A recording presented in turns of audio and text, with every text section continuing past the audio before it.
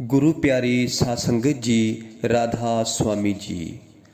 गुरु प्यारी साध संगत जी, आज का सत्संग है शब्द धुन सुनने वालों के पापों का नाश हो जाता है। वक्त के पूर्ण संत सतगुरु से जो हमें नाम मिलता है और जब हम उस नाम की कमाई करते हैं, भजन सिमरन करते हैं और आज्ञा चक्कर पर जब हमारी आत्मा उस नाम के साथ जुड़ जाती है तो संत महात्मा फरमाते हैं कि फिर वहाँ से हमें शब्द धुन सुनाई देने लगती है। और जो जीव आत्माएं शब्द धुन सुनने लगती हैं तो वो फिर इस 84 के चक्कर से मुक्त हो जाती हैं, 84 के जेल खाने से रिहा हो जाती हैं और बार बार जन्म मरण के दुखों से भी आज़ाद हो जाती है। और शब्द धुन सुनने से हमारा मन सदा ही खिला खिला रहता है और हमारे चेहरे पर रौनक दिखाई देती है। मन हमेशा प्रसन्न रहता है और हमारे दुखों और पापों का भी नाश हो जाता है। करोड़ों भक्तियां करने के बाद और अनगिनत शास्त्रों का पाठ करने पर भी, ग्रंथ पोथियों को पढ़ने से भी जो हमें सुख प्राप्त नहीं होता है, वो हमें शब्द धुन सुनने पर सच्चा सुख प्राप्त होता है। ये वही नाम है जो हमें सतगुरु से मिला है और सतगुरु का उपदेश है कि नाम की कमाई करो, भजन सिमरन करो। और जो नाम की कमाई करते हैं, भजन सिमरन करते हैं, तो फिर उसी को ये आवाज़ शब्द धुन सुनाई देती है और वही व्यक्ति हमेशा संसार में सुखी रहता है। गुरु नानक साहब फरमाते हैं, सो सुखिया जो नाम आधार। आप फरमाते हैं कि वो व्यक्ति सुखी है जिसने अपने आप को नाम से जोड़ा हुआ है, क्योंकि उस व्यक्ति का एक ही लक्ष्य है, भजन सिमरन करना, नाम की कमाई करना, और इसके अलावा उस व्यक्ति का कोई भी लक्ष्य नहीं होता है। शब्द धुन सुनने वाले व्यक्तियों की गति तो बहुत ही उत्तम होती है और वो साधारण सत्पुरुष बन जाते हैं और वह एक दिन सतगुरु का ही रूप हो जाते हैं और फिर उनको देवी देवताओं की पदवी प्राप्त हो जाती है। इस नाम में इतनी ताकत है कि एक बुरा व्यक्ति भी प्रशंसा के लायक बन जाता है जब वो शब्द नाम की कमाई करता है और अपनी लिव इस नाम के साथ जोड़ लेता है। जैसे कोई व्यक्ति हमेशा संसार की मोह माया में ही फंसा रहता है तो वो व्यक्ति इस माया से ही अलग हो जाता है। जैसे कोई व्यक्ति हमेशा संसार की मोह माया में ही फंसा रहता है तो वो व्यक्ति इस माया से ही अलग हो जाता है। उसे संसार की मोह माया से कोई मोह नहीं रहता, केवल इस शब्द धुन सुनने से, और वो एक दिन प्रशंसा का योग्य बन जाता है। उसको वेद शास्त्रों का सार भी समझ में आने लगता है और वो व्यक्ति शुद्ध पुरुष बन जाता है।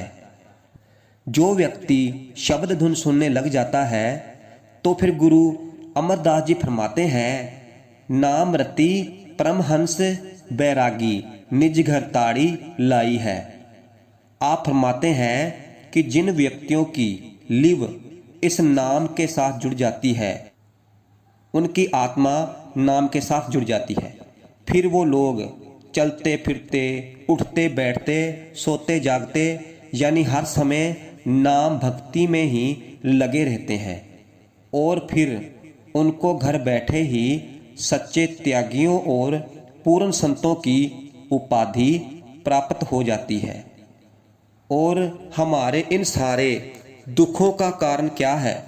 हमारे इन सारे दुखों का कारण है हमारे पाप, क्योंकि जो हमने पिछले जन्मों में बुरे कर्म किए हैं उनको हम आज भुगत रहे हैं, कभी शारीरिक रूप से, कभी मानसिक रूप से और कभी आत्मिक रूप से।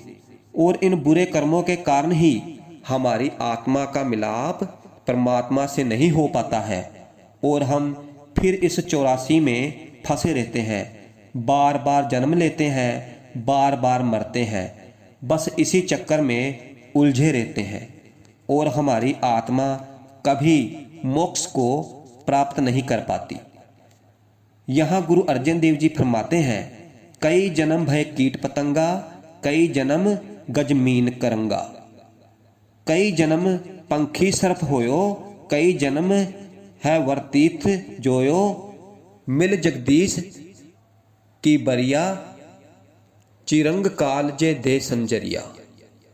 आप फरमाते हैं कि ये जीव आत्मा पता नहीं किन किन जूनियों से होकर आई है। कभी वो कीड़े मकोड़े बनती है, कभी वो वृक्ष वनस्पति बनती है, कभी वो दानव और किन्नर बनती है, कभी वो पशु और पक्षी बनती है। और पता नहीं कितनी ही जूनियों से गुजरने के बाद फिर कहीं जाकर हमें ये नर्तन यानी कि मानुष जन्म मिलता है। और ये जो हमें मानुष जन्म मिला है, इंसानी जामा मिला है, ये केवल हमें उस परमात्मा के मिलाप के लिए मिला है, उसकी भजन बंदगी करने के लिए मिला है। क्योंकि ये जो हमें इंसानी जामा मिला है, ये हमें बार बार नहीं मिलेगा। 84 लाख जूनियों से होकर हमें ये इंसानी जामा मिला है, इसलिए हमें इसका पूरा पूरा लाभ उठा लेना चाहिए। उस परमात्मा की भक्ति करनी चाहिए, परमात्मा का नाम भजन बंदगी करनी चाहिए, जिससे कि हम इस 84 के जेल खाने से, जिया जून से मुक्ति प्राप्त कर सके। और सतगुरु फरमाते हैं कि शब्द धुन सुनने से हमारे पापों का भी नाश हो जाता है। गुरु अंगद देव जी फरमाते हैं कि नाम निरंजन निर्मला सुनिए शुद्ध होए। आप फरमाते हैं कि जिन लोगों की आत्मा नाम के साथ जुड़ जाती है, फिर उनके पापों की मेल धुल जाती है। यानी जो हमारी आत्मा पर, हमारे मन पर जो गंदे गंदे संसार की माया के गिलाफ चढ़े हुए हैं, चद्दरें चढ़ी हुई हैं, वो साफ हो जाती हैं और हमारी आत्मा निर्मल हो जाती है, पवित्र हो जाती है, शुद्ध हो जाती है और वो सच्चे सुख को प्राप्त कर लेती है। एक बार धर्मराज के सामने चित्रगुप्त ने एक जीव आत्मा को लाया गया और फिर धर्मराज ने चित्रगुप्त से कहा कि इस जीव आत्मा का मुझे पूरा लेखा जोखा बताओ। फिर चित्रगुप्त बोला कि महाराज, ये एक डाकू था और पता नहीं इसने कितने कितने अत्याचार किए, कितने ही लोगों को घर से बेघर किया और कितने ही लोगों को मौत के घाट उतारा है। फिर महाराज चित्रगुप्त से बोले कि फिर बताओ इसको क्या सजा मिलनी चाहिए। फिर चित्रगुप्त बोला कि महाराज, ये तो नरक के लायक है, इसको नरक में भेज देना चाहिए। फिर हुक्म हुआ कि इसको नरक में ले जाओ। और फिर जब पहरेदार उस जीव आत्मा को नरक की ओर ले जा रहे थे, तो तभी चित्रगुप्त जोर से चिल्लाया कि महाराज रुको, मैंने इसका लेखा जोखा अच्छी तरह से नहीं देखा था। अब मैंने देखा है कि ये मृत्यु के अंतिम दिनों में इसका वक्त के पूर्ण संत सतगुरु के साथ मिलाप हो गया था और इसने उनसे नामदान भी लिया था और ये जीव आत्मा भजन सिमरन भी करती थी। इस जीव आत्मा ने अपने गुरु को सिर आंखों पर रखा और अपनी आत्मा को नाम के साथ जोड़ लिया था और महाराज इसने अपने ध्यान को आज्ञा चक्कर से जोड़ लिया था और फिर धीरे धीरे इसे नाम से आवाज़ सुनाई देने लगी, शब्द धुन सुनाई देने लगी। और महाराज ये शब्द धुन इसे 24 घंटों सुनाई देने लगी। और महाराज जिस समय इसकी मृत्यु हुई उस समय भी ये शब्द धुन ही सुन रहा था। इसलिए महाराज स्वर्ग या नरक इसमें से किसी का भी आगामी नहीं है। ये तो इनसे भी ऊपर निकल गया है। ये तो मोक्ष का आगामी है। इसे मोक्ष मिलना चाहिए।